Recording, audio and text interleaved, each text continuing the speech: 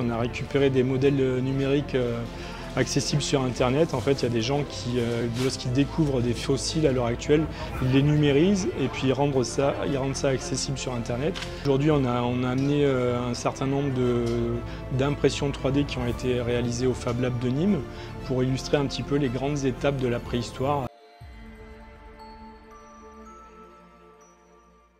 Bonjour, je suis Charlotte Glaise, chargée de valorisation à l'INRAP, donc l'Institut national de recherche archéologique préventive.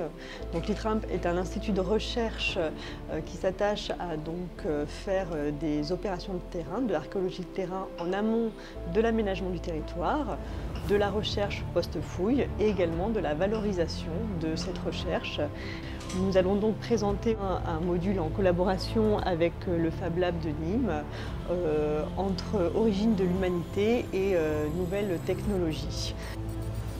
L'idée de cet atelier, c'est de faire un petit peu le lien entre les tout débuts de la technologie humaine et les outils les plus performants dont on dispose à l'heure actuelle. Aujourd'hui, on a amené un certain nombre d'impressions 3D qui ont été réalisées au Fab Lab de Nîmes pour illustrer un petit peu les grandes étapes de la préhistoire à travers à la fois des fossiles, des crânes ou des ossements de nos ancêtres et aussi quelques outils en pierre taillée qui ont été découverts dans des grands sites d'Afrique.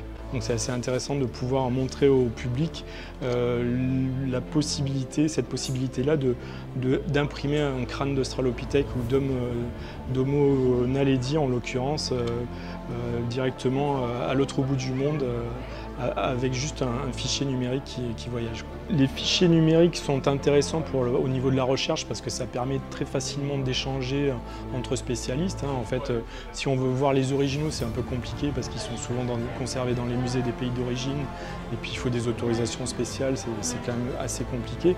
Là, simplement en envoyant un fichier par Internet, on peut avoir à l'autre bout du monde le modèle numérique sur lequel on peut faire des mesures, on peut faire des comparaisons, mais on peut aussi carrément l'imprimer pour en avoir un exemplaire physique assez facile à manipuler, quoi.